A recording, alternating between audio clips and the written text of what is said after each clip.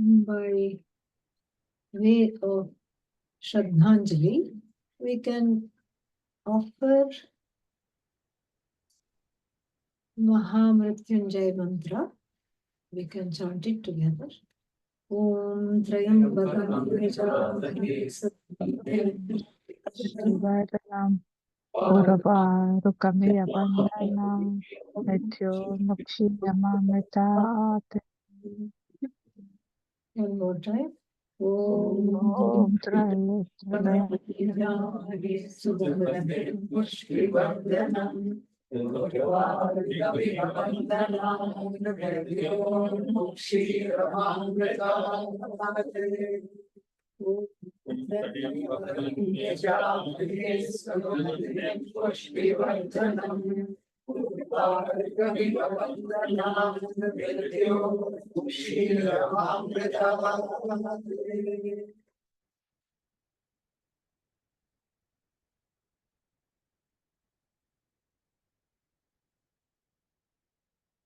It would be nice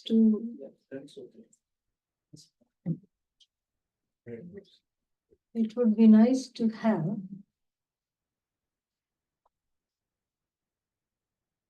you said what is our responsibility to raise awareness, to spread awareness, and to be strong in the face of calamities,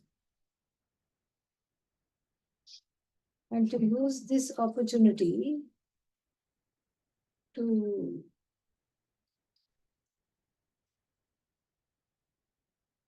see the universal truth here. That, yes, I mean, on what you call Vishesha Dharma level, there is an injustice that is there. And on the Paramarthika level, where there is mic is no, more loud. Yeah, you need yeah. I'll work on it. Can you turn off this water pump? Yeah, I can. Take the plug out. Okay, one second. Yeah, the plug out. Yeah. Okay, I just pull the plug. Easier.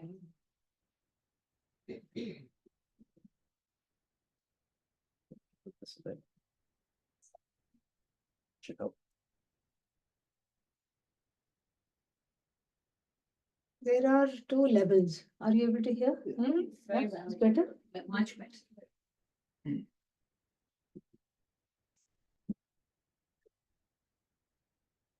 We can't get stuck on one level alone. We have to appreciate the different nuances of this on the Vishesha Dharma level, meaning on the level of the everyday empirical reality, Vyavaharika Satta. Yes, there is a great injustice done. Then we have the level of Paramarthika.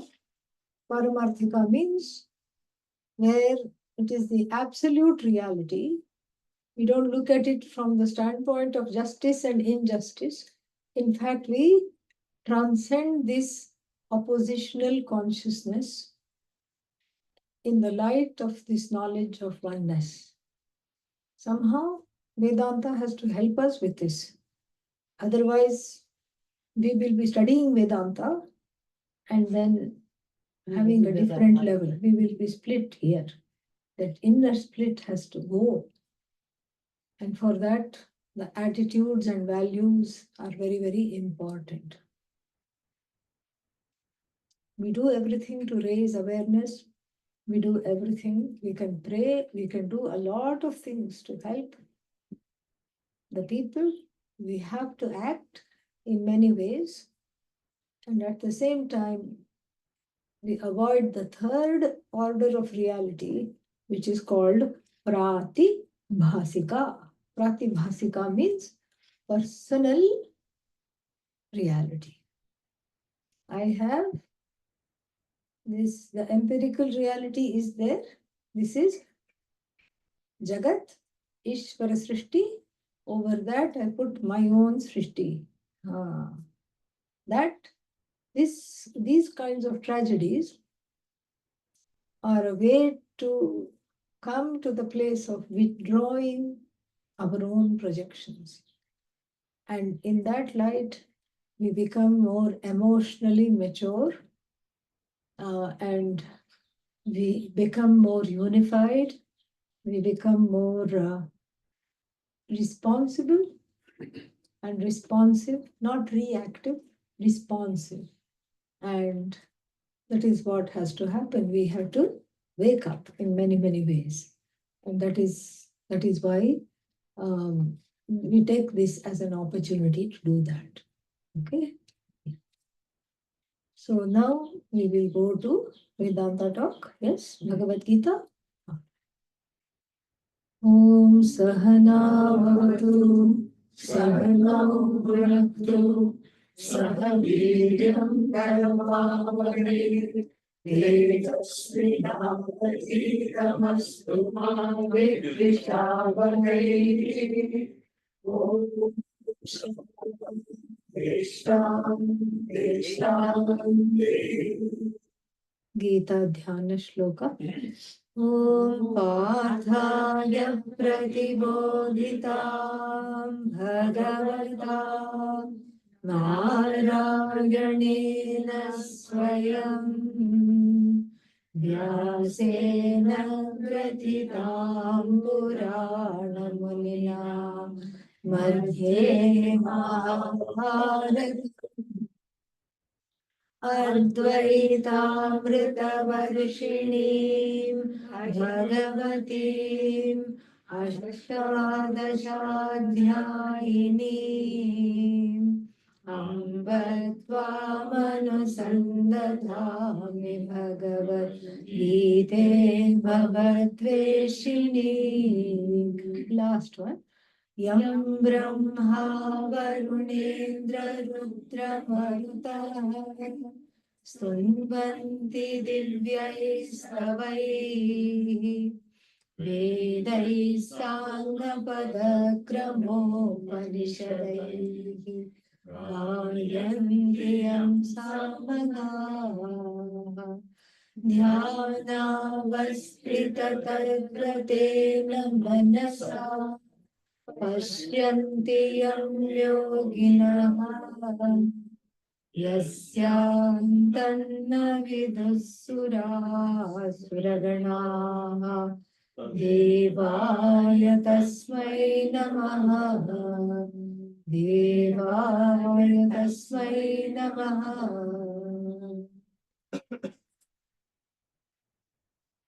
In the 13th chapter, Bhagavan has given 20 values and attitudes to cultivate in order to first be a decent human being and then also qualify for moksha. What is moksha? Because it's been a long time since I came, so I just want to check up. बहुत दिन हो गए ना इसलिए हाँ. What is moksha?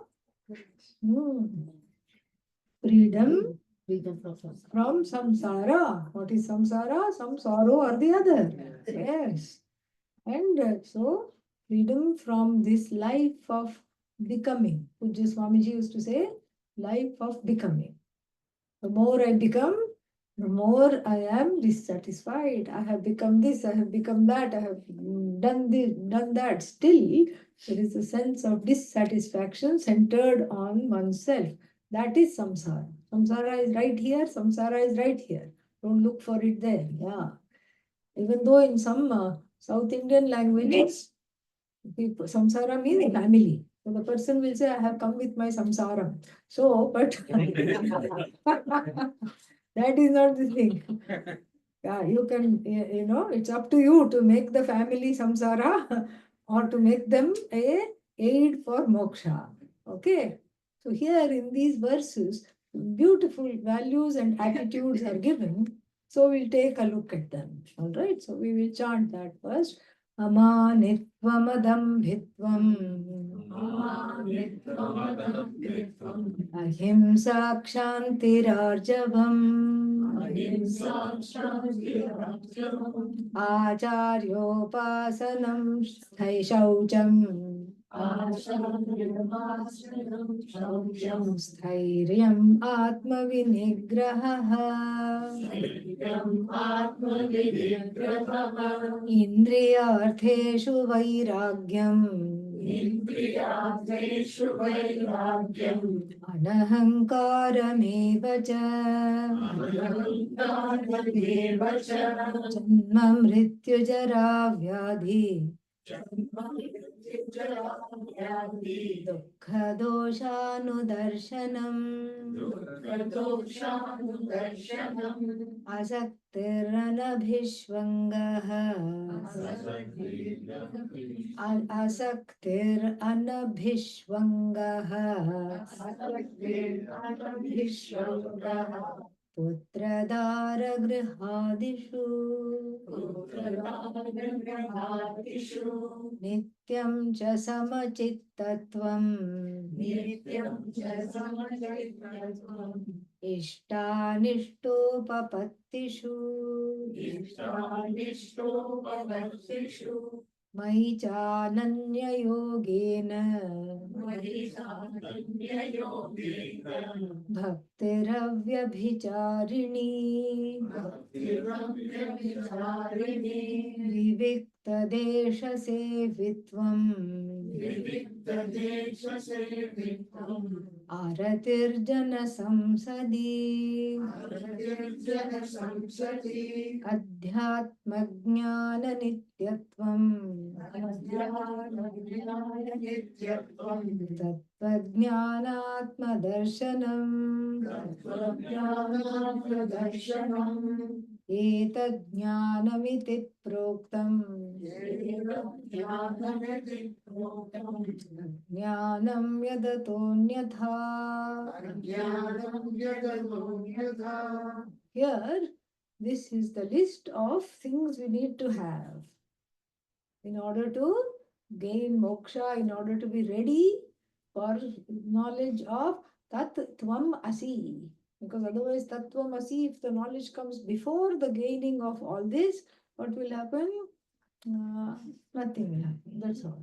So, therefore, we have to have these attitudes. The question is why Lord Krishna, Bhagavan Krishna gives these attitudes and values in 13th chapter. He should have given it in first chapter. Correct? Now, why doesn't he give it in first chapter? Because we would have all run away. Yeah. So now that 2/3 of the Gita is over, and then we are now ready, we are seeing that there is something to be seen, and that therefore now we are ready to do this. We are hooked on to the idea of moksha. That is when what all we need to do comes. Okay, so this is how Bhagavan has planned it.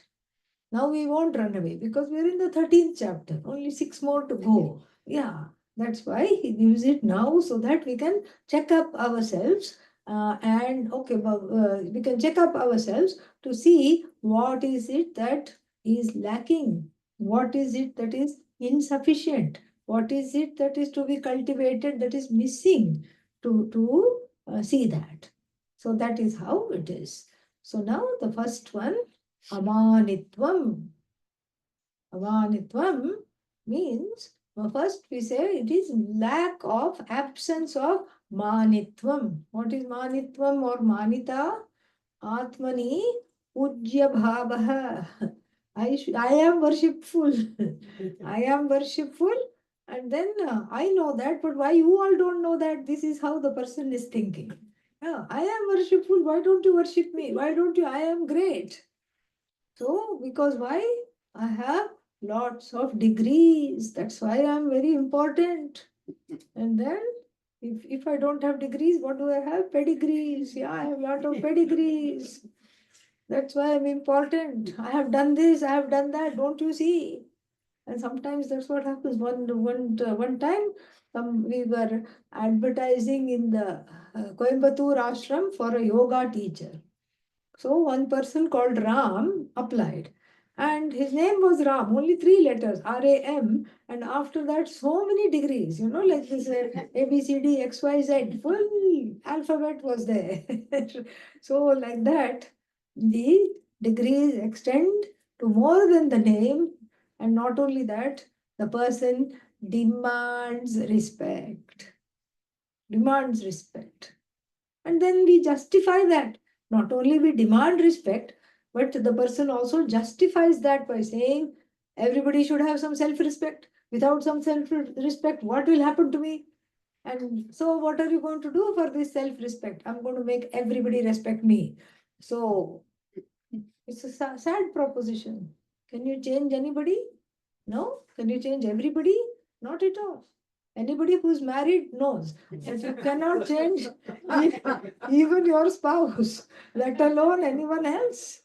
Ah, let alone anybody else. So I can't demand that somebody is going to worship me, somebody is going to do this to me. I cannot do this.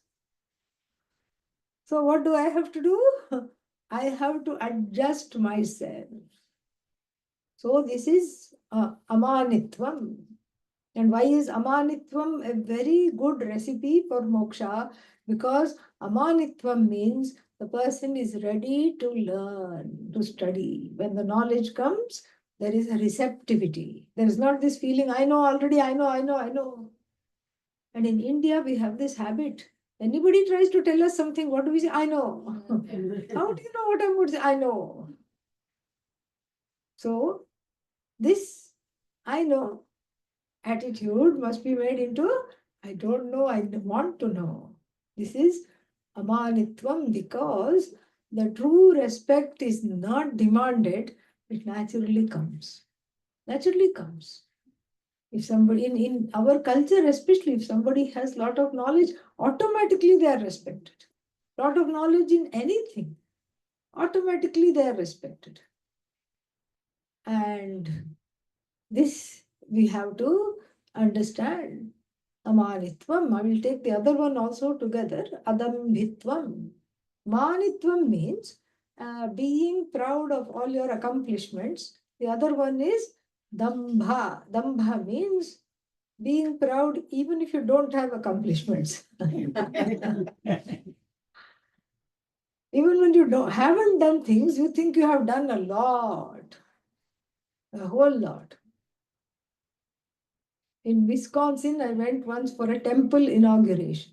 And so one gentleman came and said, all this I have done, all this I have engineered, I have done this, I have supervised this, I have done this, even today's event I have done all this. So I was very impressed. So they had given me a brochure. So I was looking, what is it? What is your name? He said, don't bother to look there. You will not find my name there. Why? I'm the kind of person I don't want my name in print. हम करने वाले हैं, दिखाने वाले नहीं हैं. So we are not बात नहीं करते हैं, सिर्फ काम करते हैं. He went on and on and on. And then I saw the real organizers who I knew who had invited me. So I said, oh, look at this wonderful person I wanted to introduce, say, I find out who this was. Suddenly I see he's gone. Yeah. Didn't want to be found out. Disappeared. Dambhitvam. Dambha, the one who has, is a very sad person, miserable person. Because we are wanting some empty accolades all the time. Empty accolades. And that is a very sad situation. Now, this Manita, Dambhita, this list is given not to diagnose others. Okay? Especially in satsangs. That person has Dambhitvam, this person has Manitvam. No. It is for these 20 qualities, attitudes, values are tools for self-diagnosis, self-improvement, emotional maturity, spiritual growth and evolution. Not for anything else. Okay? Yeah. +1301. Exactly. Yeah. So then after that, Next one, amanitvam, adambhitvam, ahimsa. Very important, ahimsa. That is what makes the Hindu dharma ahimsa. No other religion has this as such an important value. Buddhism used to have it, but there also it's not. They have decided to emphasize mindfulness and compassion more than ahimsa. But ahimsa is very important, extremely important. Vacha, kaya, manasa. Physically, mentally, verbally, orally, all kinds of himsas are there. And this is the hallmark of Vaidika dharma, ahimsa. That's why we have the saying, ahimsa paramo dharma. It's the main, if there are two dharmas that are conflicting in the heart, choose ahimsa. Choose the one that has the least amount of injury. Because if you say something harsh, what happens? You can't take it back. You can't take it back. The words are gone. And so this himsa is associated in the 16th chapter with Asuri Vritti. In the same Bhagavad Gita, 16th chapter, what is the name of the 16th chapter? Daivi Sampat, Asuri Sampat. So this is part of the Asuri package. Okay? Yeah. Chindhi, bindi, I'll cut this, I'll do this, I'll do that. And all these things. I will do this. Hanishye, I will kill this one, I will get that one. For the Asuras, the whole world is divided into two. One part is mine, the other one is not yet mine. And at any cost, I will try to get it. At any cost to get it, where the ends justify the means, that is not ahimsa. One set of rules for one people and hypocritically another set of rules for another people. What kind of thing is this? This is himsa. So lots of things are himsa. Himsa in our diet, himsa in our lifestyle, himsa at the workplace, himsa at our home. All that we reduce as much as possible. Avoid altogether if possible. And that is the vow taken by the sannyasis. So you can imagine how important this value is. Ahimsa is a very, very important value. Without that, nothing happens. Then the next one connected to that is kshanti, not shanti, kshanti, ksha. Kshanti means accommodation. Accommodation means I have to see the other person's point of view. And that's how I can accommodate, because there will be all kinds of people in the world. Some will be dharmic, some will be adharmic, some will be himsatmaka, they will be into himsa. I have to tell myself, if Bhagavan has made room for them, then I also have to see the wisdom in this. I have to see the wisdom in the presence of these people who are annoying, to say the least.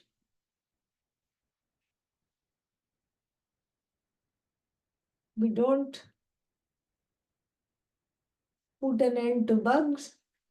Even bugs, we don't put an end to ahimsa, nor do we put an end to bugging people. Okay? So this is how one grows, because difficult people who we consider difficult, they don't consider they are difficult, okay? We consider them difficult.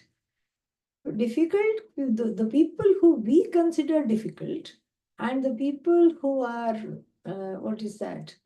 People who are not very not very accommodative, people who are not ready to give in, stubborn, yes, stubborn, demanding. They are all there in our lives for one purpose and one purpose alone. They are there in our lives because of karma, we can say, but that's neither here nor there. But they are there in our lives for the primary purpose why they are there in our lives is so that we can grow. So Kshanti means thanking all the difficult people in our lives. Yes. Thanking them. And Pujya Swamiji would also suggest, anybody I can't stand, what should I do? I should give them a rose. When? Rose. Yes. Every day I should give them a rose. But they don't deserve it. Hard to do it. So. Very hard to do it, but they don't deserve it. Very difficult to do. How to give them a rose? But this is how one grows into a saint. I'll give it like that because I can't bear to look at that. Because Guruji said to do it. Yeah. Take and go. Let's see. What are you going to do? Yeah. I know. Next day we'll throw it. Where I think the head is, I'll throw the bouquet or throw the rose. And then the third or the fourth day comes, I say, let's see the look on this fellow's face. Let's see how much gloating might be there. It might be gloating, she might be gloating. Ha ha ha, I made them give a rose. Look, I can get away with all my shenanigans and they're still giving me a rose. Let me see their face. But as soon as you make eye contact, you see, what do you see? You see Bhagavan. Especially because one has been studying the Bhagavad Gita for so long, one has been studying Vedanta for so long. We see Bhagavan. We see that. And that is when Kshanti comes. Kshanti means Kshanti also means not micromanaging, having some space, giving people some space to be who they are. Allow them and see that there is some nice things that come out of it. All the time, if we micromanage people, then not only do they become annoyed, but also they become very dependent. This is not a good style of being in the world at all. So ahimsa, kshantihi. Next one is what? Arjavam, Riju Bhava. Riju Bhava means there is an alignment between thought, speech, action. Riju Bhava means a certain alignment, straightness. Because usually what happens? We say many things, we think many things. What we think we don't say, what we say we do not do. Oh, will you come tomorrow? Yes, I'll come tomorrow. And after that, no phone call, no message, nothing. And then after that, what? Oh, something came up. Something will keep coming up. The problem here is not, it hurts the other person. Okay, that is valid point. But we are not concerned with the other person. We are only concerned here in this chapter, in these values, with our own growth, our own evolution spiritually, our own evolution emotionally. So, what happens with the problem here is that somebody else is the thinker, somebody else is the actor, somebody else is the knower. So, there is a split between the doer and the knower. This doer, knower, and thinker, actor, there is a terrible split. The person, cannot be yukta. The word yukta is used a lot in the Bhagavad Gita. Yukta hara viharasya, yukta cheshtasya karmasu, yukta swapnavabodhasya, yogo bhavati dukkhaha. Yukta means the one who is together. Together as a person, mentally, emotionally, action-wise, thinking-wise. And so this Arjavan makes one yukta. Very important, this Arjavan. Not only, even if you say, I don't want to study Vedanta, you still need Arjavam in your life in order to follow one's hopes, aspirations, dreams, whatever you decide. Very, very, very, very important, Arjavam. Then the next one, Acharya Upasanam. Upasanam means what? Worship, puja. Acharya means what? Pickle, correct? No. What is Acharya? Guru, teacher. Yeah. So what I want is the Upanishad, correct? I want Tattvamasi. Why should I worship the teacher? What is the connection? Because whether we like it or not, the teacher, as far as the Upanishad is concerned, the teacher is a package deal. Like if you go on a bus tour, the tour guide comes along, whether you want it or not. If you say, no, no, I don't want your annoying voice in the back of the bus, I just want to be left alone, they will say, no, this is part of the package deal. Tour guide will come. And so the Guru is the Upanishadic tour guide. Where to go? What is the next stop? Next stop, Mundaka Upanishad. Next stop, Ishavasya Upanishad. Somebody should tell me. Otherwise, how will I know where to go? How will I know what to study? I will be lost. I will be lost in the forest of the Upanishad. In fact, one of the Upanishads is called Big Forest Upanishad. What is that one? Brihadaranyaka Upanishad. It's like a forest. I will lose my way. Not important things I will be studying, and then important things I will not know how to understand. And besides, the Upanishad is a lady of few words. Okay. Unlike the stereotype about ladies, the Upanishad is a lady of very few words. If you read, what will you understand? Our favorite mantra, what is that? That is whole. This is whole. Okay? And then from the whole, you take out the whole. What? No, keep listening. Take out the whole from the whole, and what remains is a big hole in the head. Not W-H-O-L-E, H-O-L-E, big hole in the head remains. What did we understand? Nothing. These, what is that? These Britishers, they had these governor general, viceroys in the beginning. This Robert Clive was the first one, East India Company. And he sent one Paricharak, Sevak, because somebody told him that these Hindus in India are very strong. They are not going to submit to your regime. What makes them strong? Their religion, sir. Oh, religion? It's just all this mumbo jumbo, yes. But very mumbo jumbo gives them the strength.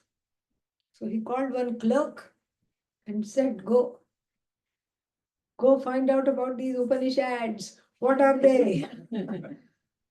And write me a report. And where was East India Company? In Bengal, of course. So he went to one Bengali Pandit and said, please teach Upanishad. No, first you have to sit down. I don't know how to sit down. Then you can't study the Upanishad. If you don't know how to sit down, in Padmasana, minimum. So I can't study. Somehow he sat down with his legs like airplane wings. I'm imagining. Okay? I'm imagining. And then he sat down. And then after that, what? And then, the Panditji made him repeat. Purnamada Purnamidam. Purnat Purnamudachyate. Purnasya Purnamadaya. Purnameva Vashishyate. Om Shanti Shanti Shanti. What is that? And then the translation was given. Panditji was very good at the translation. He knew his stuff, gave the translation. And then he went away scratching his head. He said, but that's just a Shanti mantra. We haven't even started to study. He said, today it's enough for today. I'll come back tomorrow. Saying that, he left and never came back. And he wrote his report in triplicate. The Upanishads are the prattlings of an infantile mind. He wrote that in his report. And somebody asked me, did you feel bad when you read this? I said, no, I was very thankful he wrote that. That's how the teaching tradition has remained intact for us, because the line of acharyas, because of the line of acharyas. Otherwise, we would not have a lineage. We would not have these wonderful, vibrant lineages which are there still today.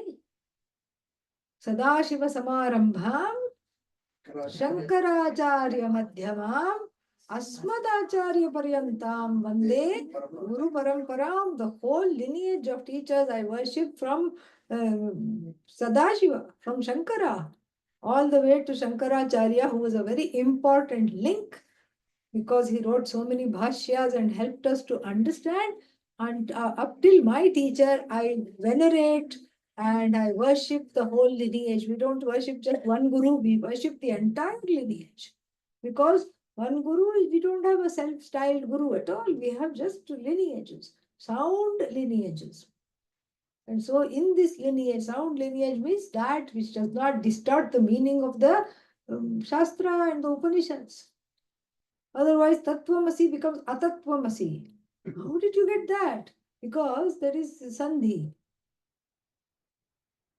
Tat Sat, Sa Atma, Tattvamasi, Shvetaketu. Atma, Dirgha A. And then after that, Tattvamasi. So, Dirgha A, they can say, oh, it's A plus A. A plus A is what? A. A plus A, A. A plus A, A. A plus A. So therefore, there is a hidden. It's not hidden, but they will bring it. They will bring it. In order to fit the square peg in the round hole, they will do anything possible. They'll say, you are not that. That means what? Bhagavan, Brahman, you are not that. You are not that means what? Did I need you to tell me that I'm not that? That was already my capital. I knew, I already knew I was not that. That's why I came to you. And then you don't need a musical accompaniment. Ah, maybe it's in the bag. Oh, it's there. Oh, yeah. It's,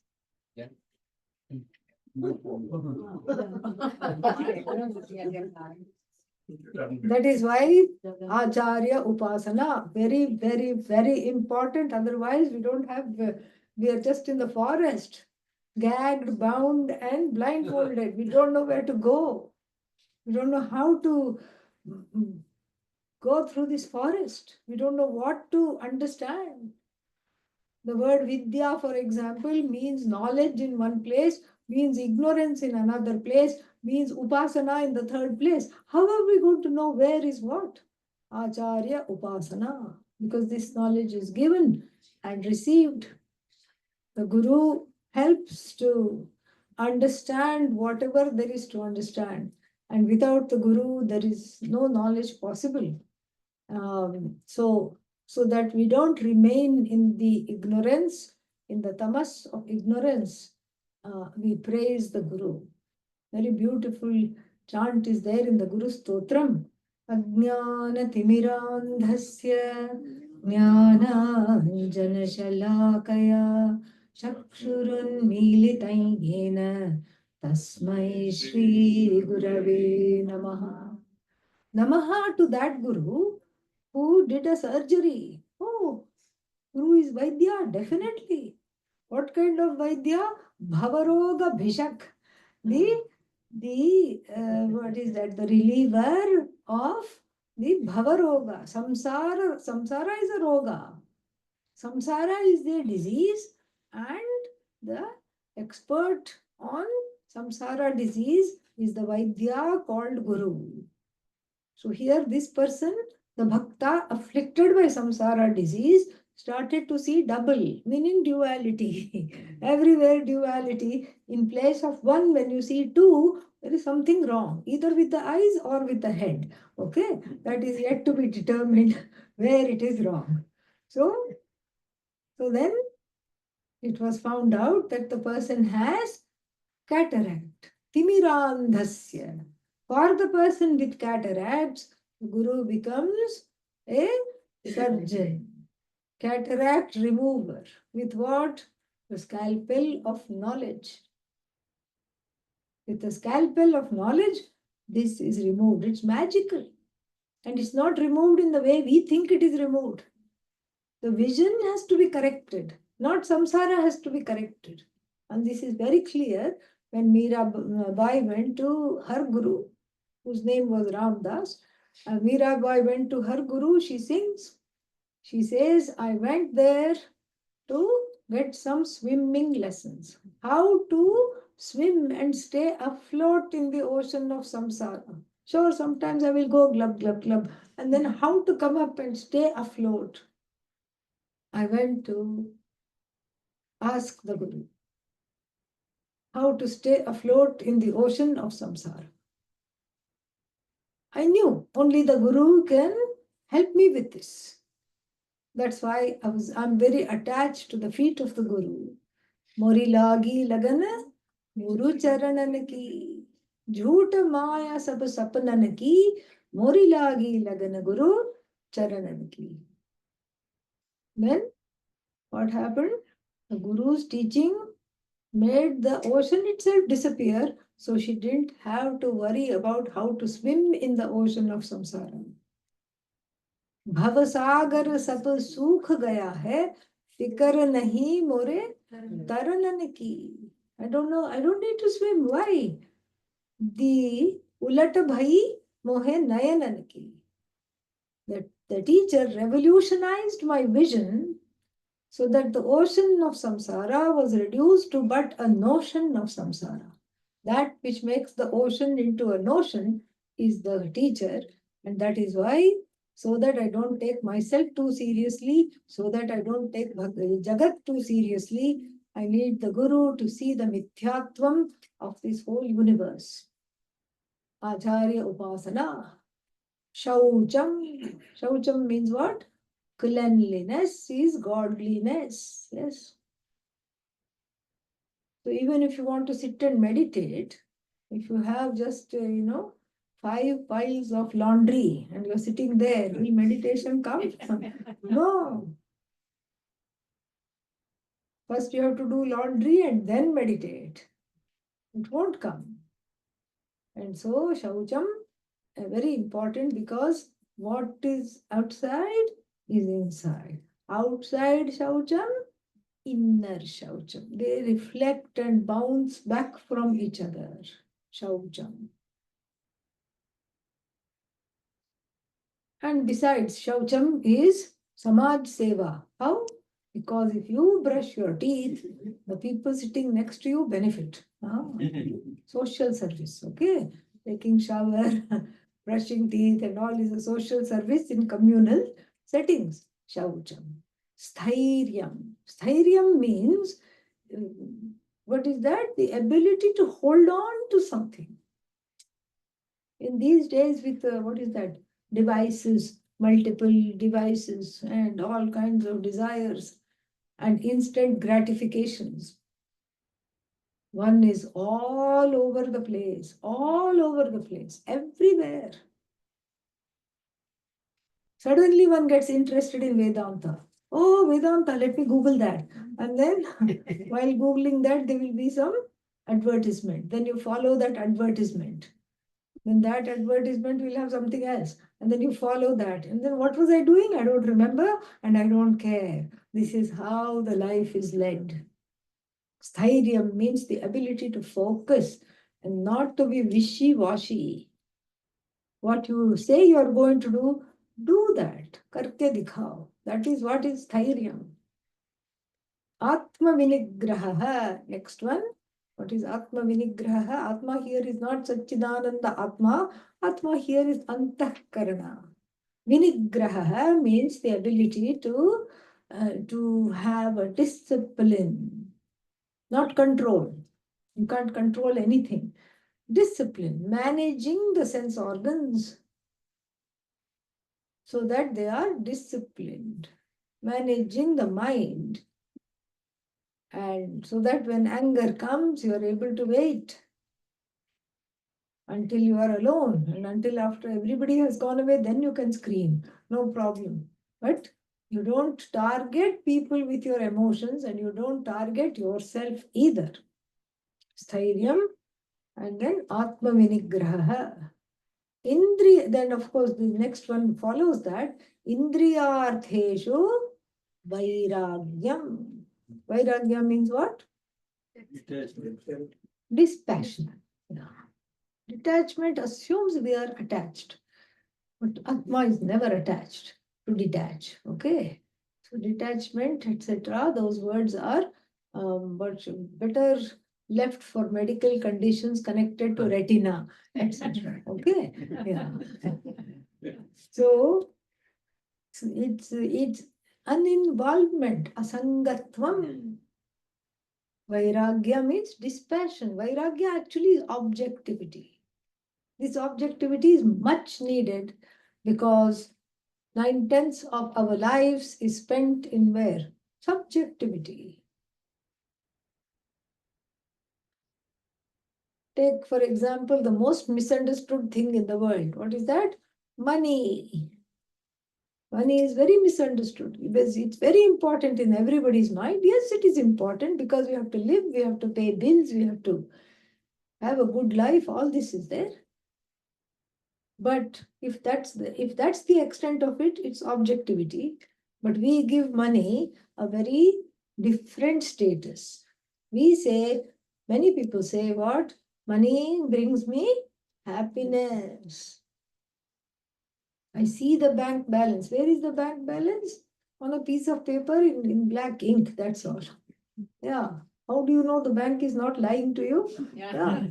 You have no idea. You just have to trust it. And the people who have trouble trusting Bhagavan have no problem with the bank. Okay? You trust it. You take the word of the bank. When the statement comes, oh, I feel good.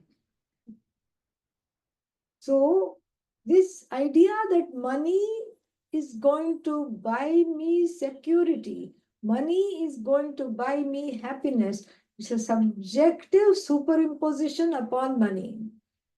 That's what. Money can't give you many things that you want, really. Money can make you buy a book. It can't make you read it. It can't make you understand it. From Lakshmi, you have to go to Saraswati for that. The grace of Saraswati is needed. So, money, for example, so many things like this. They have an inflated premium in our heads. There is a value given to them that it objectively doesn't have. And that's why that is the cause of stress. That is the cause of dis-ease within the body, within our lives. That is the cause because we are assuming the basic premise is what? I am insecure. That's the basic premise. Based on this premise, all my activities are there. Why? Because I have to become secure. Many things one does. Oh, I have to get an education. Then after that, I have to get another degree, one more degree, one more degree, one more degree. Why? Because I have to become secure. Then after that, what? I have to get a job to become secure. I have to get money, make money to become secure. Did that help? No. Then now what will you do to become secure? I'll get married. Who are you going to marry? Another insecure person. Yeah. Insecure plus insecure? Doubly insecure. Yeah. Now even more insecure. Oh, now I was insecure about my own life. Now I have to be insecure about the other person's life also, for whom I am responsible. Doubly insecure. So that means what? The premise is itself wrong. Shastra says, Bhagavad Gita says, Upanishad says, what does the Shastra say? You are the most secure person there is. This security, this inner security has to be discovered and lived as a reality, and that is the only thing to do. You cannot become secure. If you are insecure, you are always insecure. You cannot become secure. You are already secure, and I have to discover it. So therefore, the whole pursuit called Artha, Purushartha. One of the Purusharthas is called Artha. So this Artha pursuit and Kama pursuit, both of them are exhausting because they are never ending. Therefore, this Vairagya, with regard to the sense objects, with regard to certain other things in the life like money and all these things, very, very important to cultivate Vairagya. How to cultivate Vairagya? Well, sometimes there are, because of Purva Punya, there is a certain kind of an opening. And astrologically, right now, there is that opening with all the planets doing a big somersault. Very difficult time, people say right now, but it's also a very difficult time. Difficult in terms of trying to be stable, but actually, Vedanta, when you talk of Vedanta, Vedanta doesn't come without a little bit of a shake up. Yeah. So when the planets are all shaking up right now, it's a good opportunity to cultivate Vairagya. It's a good opportunity to let go instead of holding on, clutching, clutching, clutching, clutching, clutching. How long? So after the body dies, how are the fingers? Open. The child comes into the world like this, clutching from previous lives perhaps. And when the person departs from the world, let go. Nothing we can hold on to. Not even Punya you can hold on to. Karna, on dying right next to his chariot in the quicksand in the Mahabharata, one greedy Brahmana comes to him and he says, "You have given so many." He says, Karna is upset now. He says, "Shut up, go away. I don't have anything to give. I'm dying here. Let me die in peace." No, can I have all your punya? Because you have attained so much punya from giving. He was called, he was called the greatest dani. It was a compensatory psychological thing because he wanted to be accepted, validated, loved. So he kept on giving. And then it was an archetype. That is the archetype called Karna. And even while he died, he couldn't die in peace. Even the punya was taken away. So Vairagya is objectivity, to know that everything is just what it is. If I just mentally give it more importance and more power, then I will be exposing myself to sadness. So this is Indriyartheshu Vairagyam. Anahankaraha evacha. Anahankara is similar to Amanitvam and Adhambhitvam. Ahankara is me. I. Mine. So we develop a certain humility. It is something very beautiful to know that it's okay to see that maybe I don't have all the answers. And it's kind of nice. It's relieving to say that and think that and just be. Maybe somebody else can shine the light on this or that topic. Maybe they know more. And even if they are wrong, why should I have the pressure to correct them? Unless, of course, they are one's children or something like that, they have to be corrected. You are the mother, you are the father, you have a duty up till a certain age. Okay? Yeah. Until what age can you correct the children? 50, yes. Correct. Until you are 50? No. Until the children are 50. This is a special formula just for Indian parents. Nobody else needs it. So this thing is very so unless you are the parents, you have no business correct. Oh, but they are wrong. Let them find out. Why you have to tell? Sooner or later they'll find out. They may never find out. It's okay. Let them never find out. Yeah. Why you have to tell and tell them they are wrong? That too in a group. If they are saying something wrong, let them say something wrong. This is again, each one connects to the other. This is also kshanti. Kshanti means allowing people and things to be accommodated. And so, anahankarah evacha. Then the next one is all one word. Even though we broke it up to say, to chant it, Janma mrityu jara vyadhi dukkha doshanu darshanam. Dosha anudarshanam, seeing the fallacy, seeing the dosha. What is dosha? Hmm? Fault, not what you eat. Okay, yeah, just checking. Yeah, because North Indians say dosha instead of dosa. So just checking. Not that dosha. Okay, this is fault, fallacy. Dukkha anudarshanam, dosha anudarshanam. Seeing the sorrow and seeing the fallacy with regard to janma. What is janma? Birth. Janma, mrityu, death. Jara, old age. That's how the word geriatry has come from, root verb jara. Jara. And then last one, vyadhi, illness.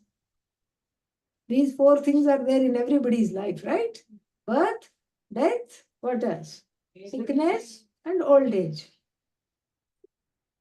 So, dukkha dosha anudarshanam. Dukkha dosha anudarshanam is seeing the finitude of this life and not being too, too concerned about the body. Keeping on, doing, doing seva to the body, trying to make the finite infinite. This is difficult, but we have to do that. Otherwise, what happens? The one person had come to one of the satsang, brought a big bag. So, and a lot of people were there. So, this big bag, everybody was trying to put it away so that people could sit. She said, no, I have to have it right here.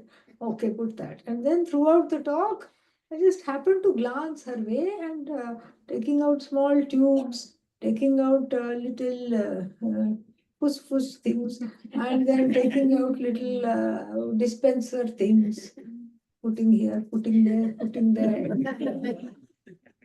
So then I concluded that she had a lotion and a potion for every notion she had about the body.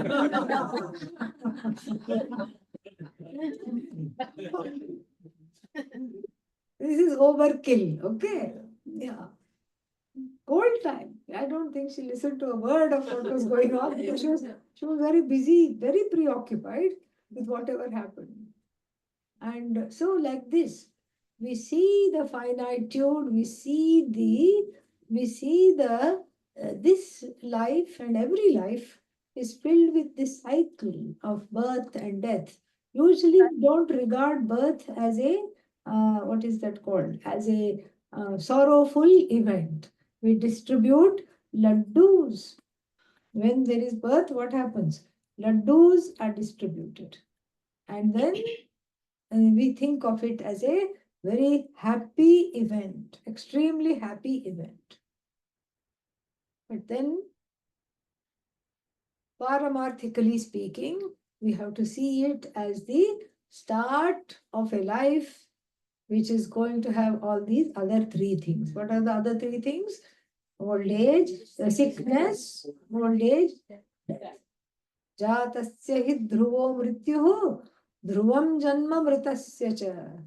Tasmat apariharyerthe natvam shochitum arhasi. Bhagavan tells Arjuna that which is born is subject to death, that which is dead is subject to birth. This is apariharya. Apariharya means you cannot do anything about this. Therefore, there is no need to grieve about this. So, making these four events in everybody's life an objective matter, not a subjective matter. Janma mrityu jara vyadhi dukkha dosha anudarshanam. Then the next one follows from that. Asaktihi. Asaktihi means not ashakti. Asakti. Asakti means distaste. Distaste, cultivating a distaste for things that do not serve. Uninvolvement, distaste for things that do not serve you, do not serve the growth. Weaning oneself off from various things to which one is addicted. There are so many things that are addictive. And weaning oneself off, not learning to let go, unclutch all the time, this is called asaktihi. And then anabhishvangaha, from sajj to get connected. Anabhishvangaha, objectivity here again, with regard to what? Putra. Putra means children. Dara. What is Dara? Spouse, wife. It's very interesting. There are at least three words, 3-4 words for this word wife in Sanskritam. Bharya means she who is fit to be carried all her life. Bharya, she who is worthy of being carried all her life. Patni, she who is doing yajna. She and the husband together do yajna, so Patni. And these are feminine words. Then we have neuter word also for wife, kalatram. Neuter. And then we have dara. Dara is masculine. The word is masculine, okay, but it refers to wife. Yeah. So dara is not a very good word for wife. Generally not used. You know why? Because bhratrun darayati means she comes into the family, this kind of a wife, and separates the brothers of the husband. And meaning, kalaha. She causes, kalaha means what? Fights. She causes quarrels. And so this is why it is called dara. That's why it's not the derivation is not very good. But anyhow, here it is used for the meter, for the sake of the Anushtup meter, not because Bhagavan Krishna is thinking of women badly. Don't go to that conclusion, okay? Yeah. Putra, children, dara, wife, griha. Griha means what? House. Adi. Adi Padat, because Adi is there, it also includes mobile phones. Okay? Yeah. That is what has been left out. Because we are all very attached to the mobile phones. Can't go anywhere without it. Everybody has it.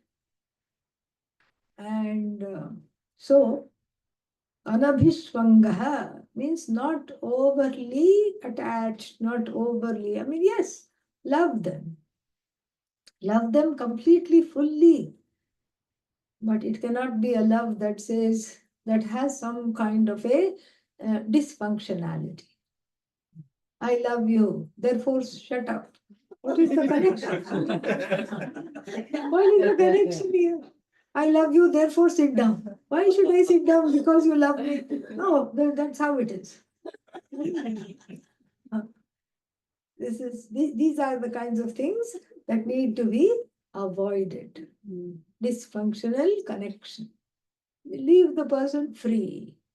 Leave the person free, then it's a healthy form of love.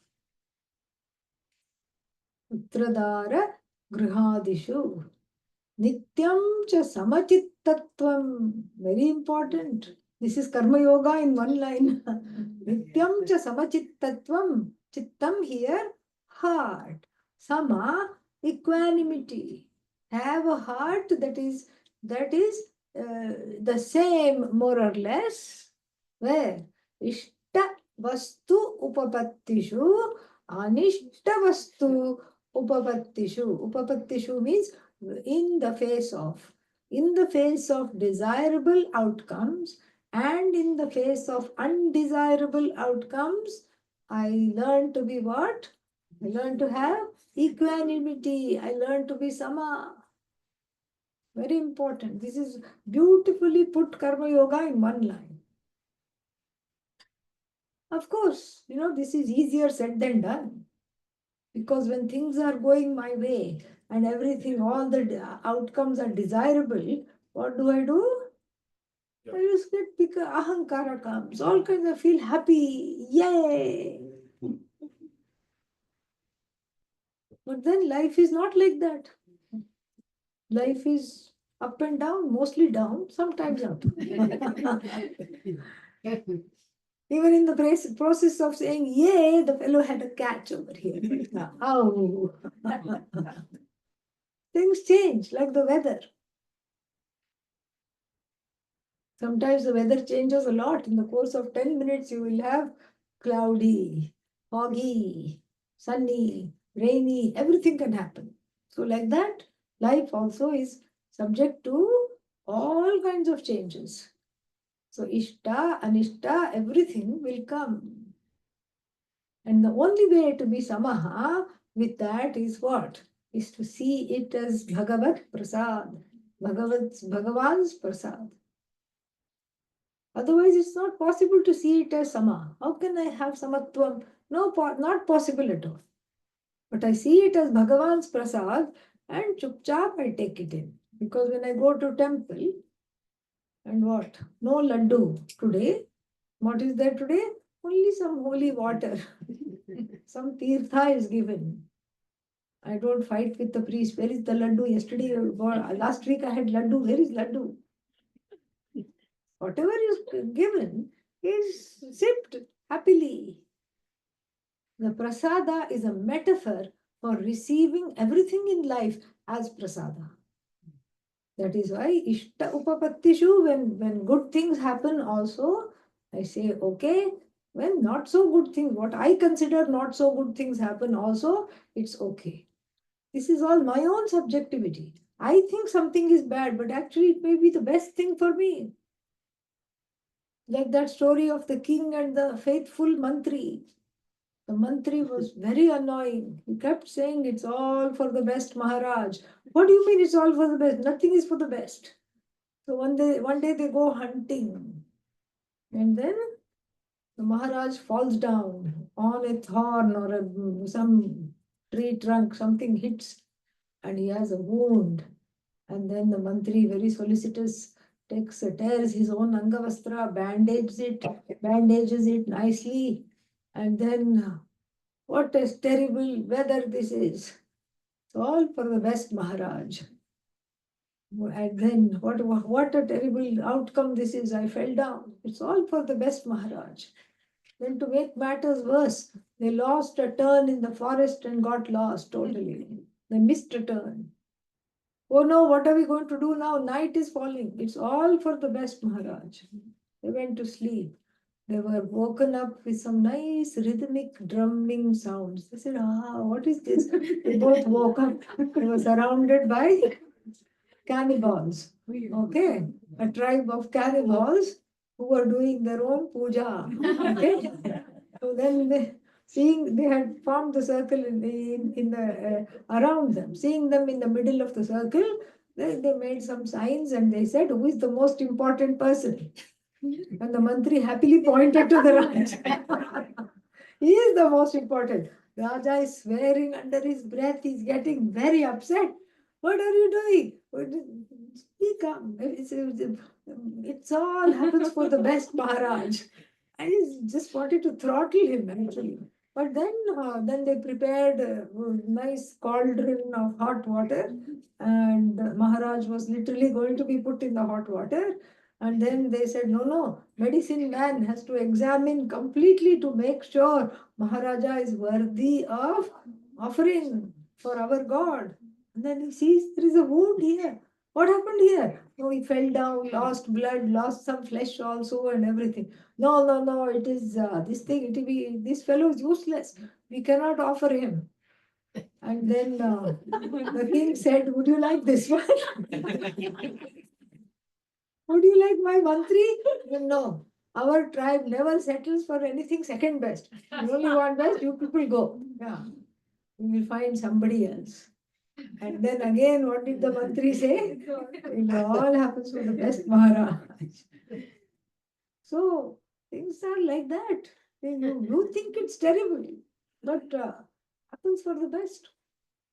So many, even in this 911, the survivors, people who were supposed to be at that WTC, World Trade Center, and did not go, they have written one thing. And then even the survivors, they also had stories. They were supposed to be at work. One fellow was not even that sick, little bit sick he was. He just had a cold coming on and he was feeling a little achy, but nothing that would have not been taken care of by some Tylenol, and he could have gone. He was planning to go to work. He happened to call his mother, who was in some other city, I don't remember. She said, "Why don't you just take a day off? You've been working really hard. Don't go today." Somehow he listened. And then, look, yeah.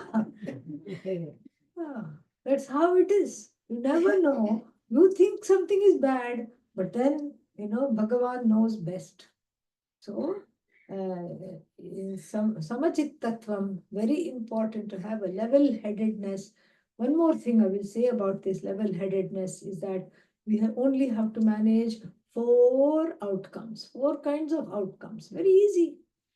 So, outcomes means karma phalas. Karma phalas are of 4 kinds. Very easy to manage them when they are of 4 kinds. What is the first kind? The outcome is equal to the action and the expectation. Very nice. I wanted to cross the road and catch the bus. What did I do? Cross the road and caught the bus. Then the second scenario rarely happens. The outcome is greater than my expectation. I cross the road intending to catch the bus, but somebody comes in a nice car and takes me. My friend comes in a nice car and takes me. Very nice. Got to see the friend, and then also got a ride to my destination.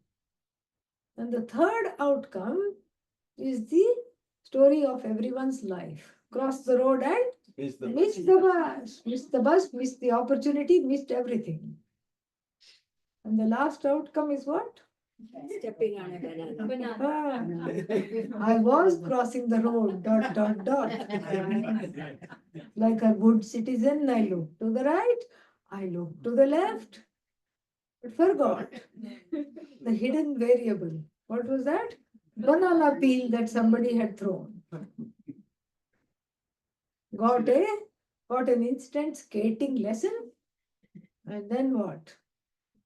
I lost consciousness, woke up asking fundamental spiritual questions.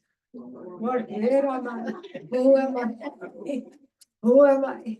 Where am I? What for I have been brought here? The outcome is opposite to my expectation. And I tell you, if we manage the first 2, the other 2 are automatically managed. If you hit the ceiling each time, the outcome is greater than the expectation. There's a long way to fall. When things don't go your way. So better to manage the ishta than anishta is managed on its own. Then maicha ananya yogena avyabhicharini bhaktihi. Mai in me, not me, okay? Bhagavan Krishna talking. Mai in me, Bhagavan Krishna says, Ananya Yogena. Ananya Yogena means from a spirit of oneness. The bhakti that is there from a spirit of oneness. I know I am non-separate from you, O Bhagavan. Please teach me how. That kind of bhakti. Ananya Yogena avyabhicharini bhakti. व्यभिचारिणी भक्ति is कभी कभी मेरे दिल में भगवान आते हैं. That's not the idea. Yeah. Once in a while I think of Bhagavan, once in a while I think of Vedanta. No. Avyabhicharini, unswerving bhakti.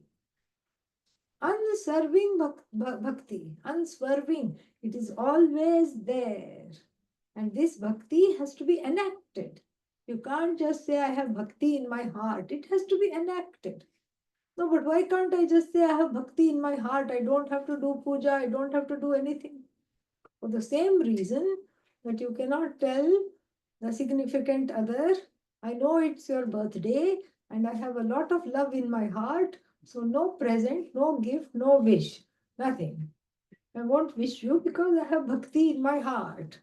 Okay, then the significant other will just become other. Okay, now the word significant will go. So even in the family, it has to be enacted. So when somebody is dear to you, whether it's a friend or a spouse or anybody, child, what do? Relative, you get a card, you get a gift, you wrap it, knowing very well they are going to unwrap it immediately. Take the trouble of wrapping it, and then you wish them. What is in the heart has to come out. Avyabhicharini bhakti. Nityam cha that we have seen. Mahichananya yogena bhakti avyabhicharini. Vivikta desha sevitvam. Aratihi janasamsadi. Aratihi means no love. No love for assembly of people. But that's not how we are. If we are walking somewhere, there is a crowd, we all want to know why they have assembled. Oh, has somebody died? Is somebody else? Are they fighting? Oh, maybe there is a sale there, something they are selling. Why? Why? We all go towards lot of people where they are. We go. We have what is called sheep flock mentality. Yeah. Only thing we don't say bad. That's all we don't say. In all other respects, we just like to huddle together. And so here it says develop arati. Arati means not a desire. Yeah, develop a distaste almost for large assemblies of people. Not satsang and all, but here assemblies of people in the mall, in so many other beach towns and everything we will find. Don't go there.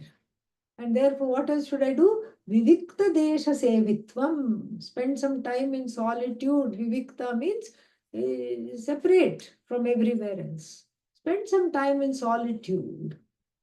Don't be like that man in Pujya Swamiji's story who was told, very stressed out CEO of an important company, came and was told by a guru. What was he told? Please spend some time in solitude. How do I do that? He had no clue. No, go somewhere, sit and just be. Go to a nature spot and sit and just be happy. Sit there for some time. So he went to some waterfall. There was a nice bench in front of the waterfall, sat down there and he said, Oh, this is wonderful. Whipped out the cell phone from his pocket, dialed his wife, and then said, This solitude is wonderful. The only thing missing is you. You have to come over.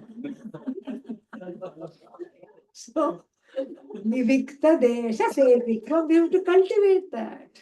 We have to cultivate that. Right now, there's no element of surprise in our lives. And in the beginning, the cell phone was just, I call it hell phone. The hell phone was just for what?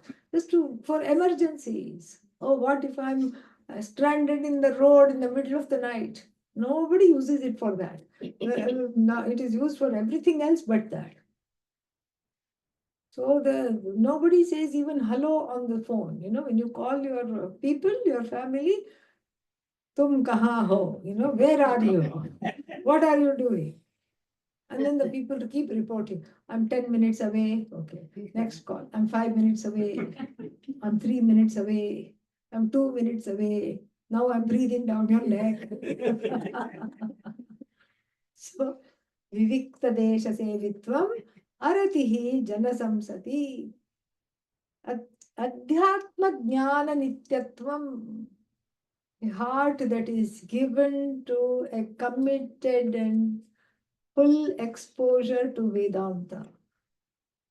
Adhyana Jnana, Adhyatma Jnana Nityatvam, which leads to Tattva Jnanartha Darshanam, a commitment to understanding its meaning, assimilating it in this life itself. Don't wait for the next life because who knows what I'll be in the next life. What if I'm born as a puppy? Yeah. I'll be just wagging tail and looking for laps to sit in. That's all. And if I'm given a book of the Upanishad, I will swaha, assimilate it. I will assimilate it. but of no use. I will have a restless mind. I will not be able to sit in one place. I will not have the desire to even study, which is all the blessings of the human birth. I will not know something is wrong, that there is something lacking. I will not know. I will not, the dog doesn't go in search of a teacher. Where is the teacher? Guru dog. No. So all this is because of the human birth, which I happen to have just now. Let me not waste it. Tatvajnanartha darshanam. Etad jnanam iti proktam. Jnanam here is preparatory knowledge. This is the preparatory knowledge. And if you know anything else, what is that? Ajnanam tad yatho anyatha. Anyatha means other than this. You may as well be steeped in ignorance, because that which is the sadhana for jnanam. These are the values and attitudes. Values means what? That for which a value is a value when you have a value for it. That is what this whole thing is about. You have to cultivate the value for these values and make this part of our lives for a smooth transition from bhubukshu to mumukshu. Who is a bhubukshu? Bhoktumichu. The one who desires to consume, eat is called bhubukshu. Mumukshu is the one who wants to be free. Om Purnamada Purnamidam Purnat Purnamudachyate Purnasya Purnamadaya Purnamevavashishyate. Om Shanti Shanti Shanti. Hari Om Shri Gurubhyo Namaha. Hari Om. You can have some questions? Letting it go is very difficult for some people. Yeah. Could you shed some more light on it? Because people suffer not being able to let it go. Yeah, you start small. Let go of something very small. And then you slowly build up. It's like going to the gym. So in the gym, there will be all kinds of machines and weights. So the weights are arranged from 1 pound to 100 pounds. So if I take the 100-pound weight or 50-pound weight, I will not be able to lift. So you should start with baby weights, make a baby muscle, and then just go like that. Baby steps. Let go of small things. Then you graduate into letting go of big things. Okay. Is there any significance to the order of the values that are laid out in there? It seems like there's can be some connection there, but Say more. What kind of? well, Some are connected. Scythian one leads to Scythian two, etc. Yeah. Well, the thing is, some of them flow together, but not Yeah, others. that's what I was thinking. Yeah, some of them do flow together, but not others. But Pujya Swamiji would always say that they are like noodles. If you pick up one, all of them will come. Right. Yeah. You pick up any one, all of them will come. Very nice, family. I would like you to clarify, as I understand, ahankara is ego, Yes. and dam also is sometimes Dambha. taken to be. No, Dambha is, Ahankara is, egotism in general. I notion, too much, the presence of the I notion. Dambha is basically saying that you have done something which you haven't. But a Dambhi person will always claim that I. Yeah, they are connected. Like he was saying, there is a connection. It's not just one thing, there's a connection. Yeah. Can you tell us more detail on ahimsa, especially in eating non-vegetarian? Oshadhibhyo annam. Food comes from plants. This is what the Upanishad says, Taittiriya Upanishad says that. The source of food is plants. You have a choice. You can eat the plants directly, feed the plant to the animal and eat the animal. That's what people do. It's better to see that food comes from plants. Oshadhibhyaha annam. Because we don't have solar panels on our heads, we can't make our own food. So we have to eat something. And people say, oh, how do you know that this, what is that called? Brinjal. What is in this country? It's neither an egg nor it is a plant. I don't know what. Doesn't matter, eggplant. So this eggplant, how do you know the eggplant is not screaming? And somebody wrote one paper. They put one electrodes, it came in some journal. They put some electrodes on the eggplant and then apparently as you were slicing it, it said no, no, no. Somehow they interpreted it that it was having some silent screams. So then they said, how can you eat eggplants? I said, yeah, after you told me this, I won't be able to enjoy eggplants. I told them that. But that aside, they said, how can you eat things like eggplants? That is also alive. I said, because I have to eat something. And we just follow a simple logic. What is the logic? Whatever I call food should not run away from me when I'm about to do this thing. Eggplant doesn't run away. If it run away, that means it needs to save its life. That means I'm taking away its life. Okay. So it should not run away. If it runs away, then I'm not going to eat it. That is the idea. Okay. Yesterday, we had our. After her. Yeah. Go ahead. Yeah. Yesterday, we had our usual Gita Yes. class. Uh-huh. Dr. Hari Singh spoke. Ah. And one of the guests who were attending Yeah. asked a question. He's not here. Ah. Why did God create the creation? Why did God make the creation? Yeah. So we were all like, Yeah. Well, there are two answers to it, and both are correct. First answer is for the jivas to exhaust their karma, we need a stomping ground, and that is why there is this jagat. The second answer, which is actually more correct than the first, is what creation? Yeah. What creation? Who created? Etc. Yeah. Give me one apple also.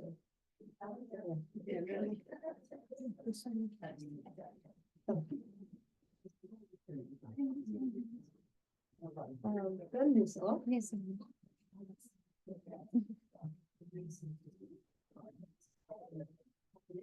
They make the best trail mix.